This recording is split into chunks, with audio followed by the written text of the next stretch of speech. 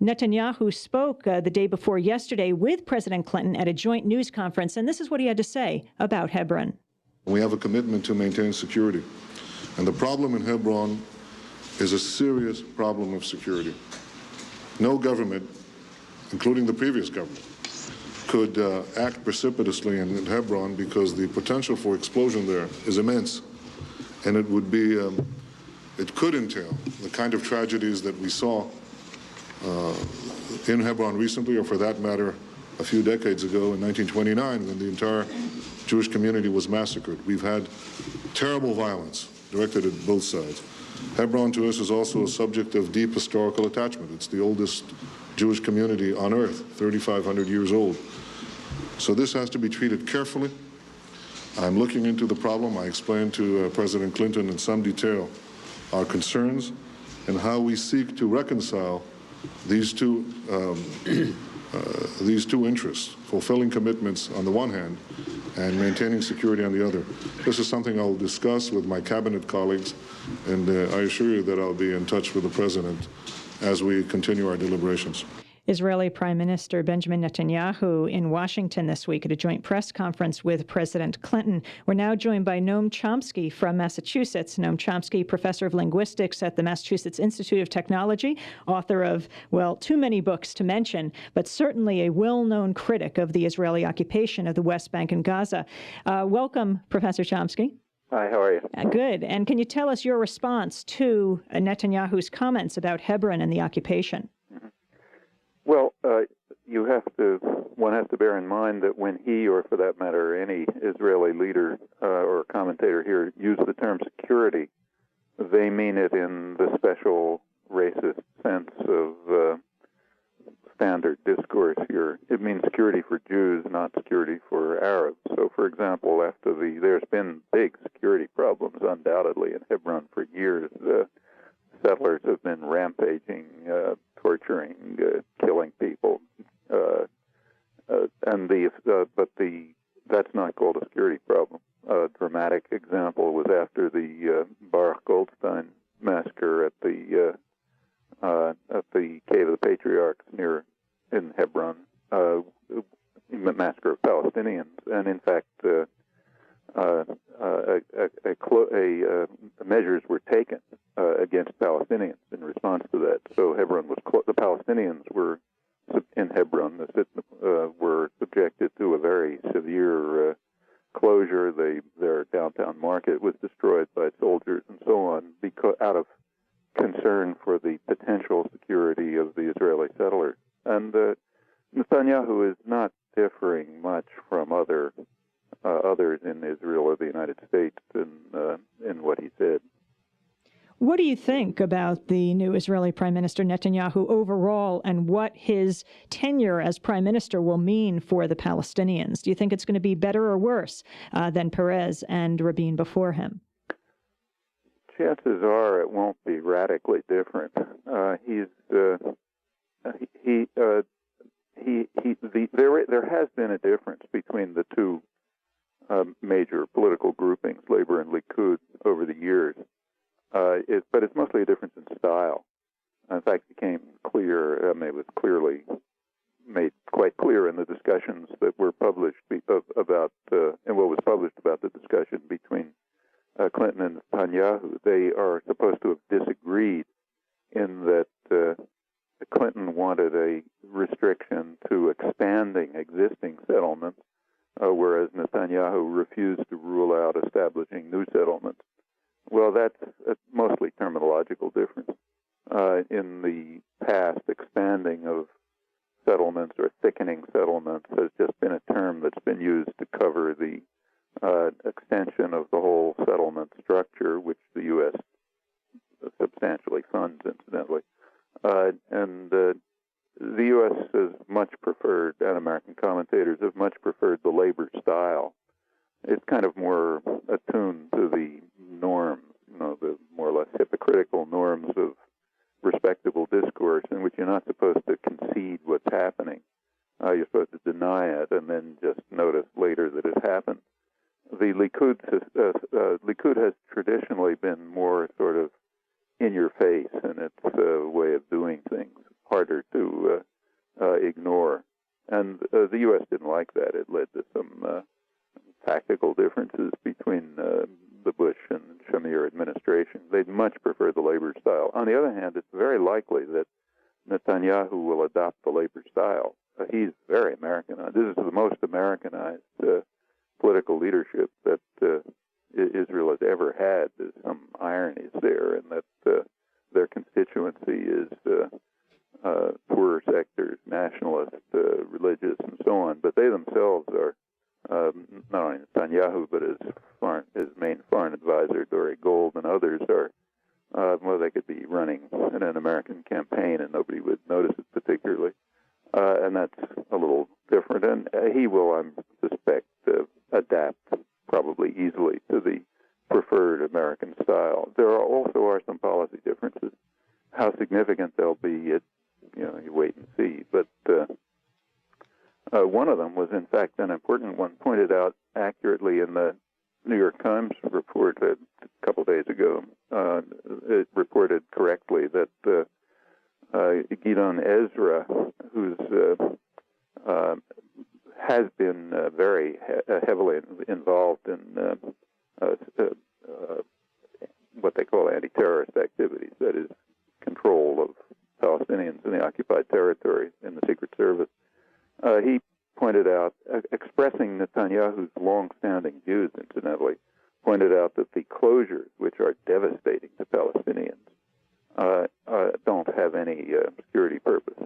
They are just for the psychological measures for Israelis. Remember that these closures are instituted when there is any disturbance. It can be after a terrorist act by Palestinians, it can be after a terrorist act by Jews. Either way, the closure is against Palestinians, and other measures of repression are against Palestinians. And of course, closure means that the Palestinians are not allowed out of the occupied territories. Sometimes they're not allowed out of their houses.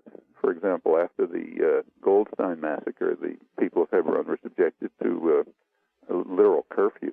And that's been done at other times. For example, a year later in Hebron again, during the Passover holidays, they wanted the 500 or so Jewish settlers there and about 30 or 40,000 Israeli tourists to be able to have picnics and go around the city freely, not being disturbed by the presence of the 120,000 or so Arabs who lived there. So they just subjected the inhabitants to a 4-day house curfew. Well, it wasn't even any. In fact, there was plenty of security problems. The settlers and the tourists were rampaging and destroying and so on and so forth. But that's not a security problem. And on the other hand, however, it is important that it may be important that Netanyahu has held, and his now security advisor Gideon Ezra repeats that the closures are of no security significance. They are for other reasons, and he's been against them. A reduction of the closure could be mildly helpful to Palestinians who are suffering very badly. The economic situation, particularly in Gaza, but even in the West Bank, has deteriorated very substantially since the Oslo agreements were instituted, and this could relieve them somewhat. On the other hand, he's much less likely to give the kind of rhetorical, vague rhetorical support for, potential self-determination and so on that was more the labor style. Professor Chomsky, of course, the issue of terrorism has been raised over the last few days, both by President Clinton and by Netanyahu. It's been harped on continually at their joint press conference, certainly in Netanyahu's address to the joint session of Congress.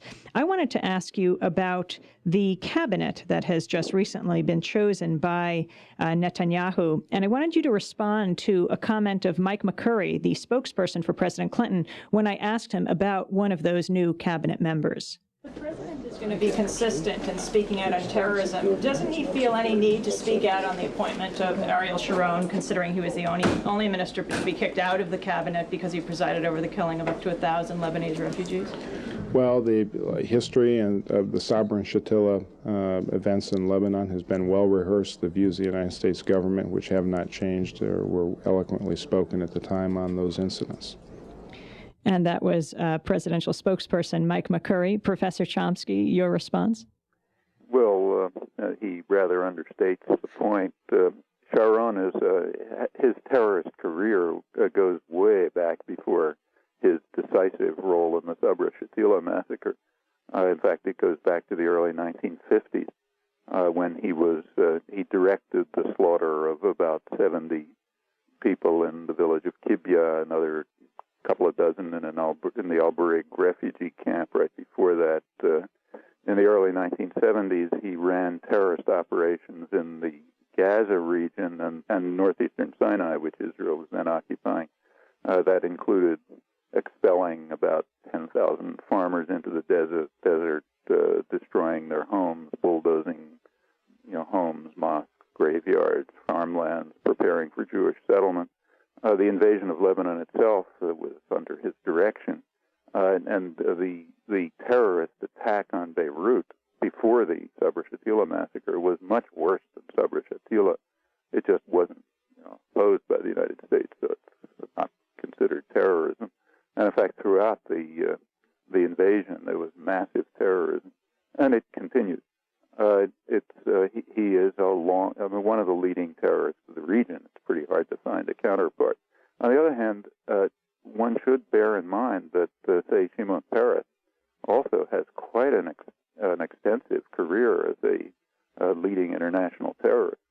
So, for example, he was responsible for the terrorist bombing of Tunis, in which 75 Palestinians, Lebanese, and mostly Tunisians and Palestinians, mostly Tunisians, were killed. No credible pretext was even offered. The United States, in fact, supported that. He was responsible directly for the violent terrorist operations of the Israeli army in 1985 when they were being forced out of Lebanon by resistance, and they reacted under Peres with extreme violence, reported mostly overseas, but even sometimes here and extensively in the Israeli press, and on and on. So it's not that while Sharon is unique, is unusual in his dedication to terrorism in a career going back to the early 1950s. He's not alone. Raphael Eitan has also been has been appointed to the cabinet, and I guess Israeli papers have just been reporting, exposing the fact that during the Suez War, that he was responsible for ordering the killings of Egyptian POWs and Egyptian civilians. Yeah, he's also an old terrorist, goes back to the 1950s, like Sharon.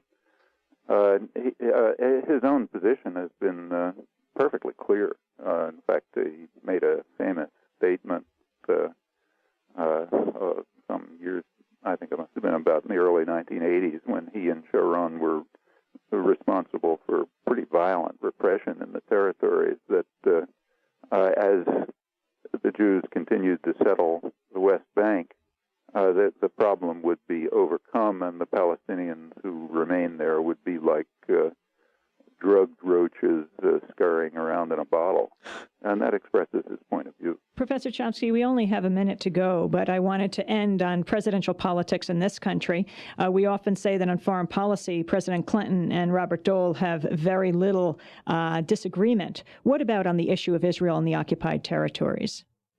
You may notice that yesterday when Netanyahu repeated what has been, in fact, also the labor position, that Jerusalem would remain Israel's capital, undivided, the Palestinians would have no rights, Republicans and Democrats jointly got up and applauded. On Israel, they don't. Clinton, in fact, has been unusual, extreme. It's been remarked in the Israeli press since he came in his the extreme hawkish nature of his positions, which is without precedent, even in the history of overwhelming U.S. support for extremist Israeli positions. I don't think Dole would be very different. You know, it's interesting. Only way we get our information on Israel and the occupied territories is often, I mean, the large population here in this country is from the press. We had Ari Shavid on, who had a very critical piece. He's an Israeli journalist on Israel's bombing of the Lebanese refugee camp. And he said, in his Israeli piece, apparently you noted this, that he said, we have the New York Times in our pocket. But when the New York Times ran the op-ed piece, they changed it to the press. Yeah, that's right. They changed it to they said they had adapted it, and they changed it from the New York Times to the American media. There were other interesting changes. Well, I want to thank you very much for joining us, Professor Noam Chomsky, Professor of Linguistics at the Massachusetts Institute of Technology, and author of numerous books on the issue of the Israeli occupation, as well as many others. Thanks for joining us.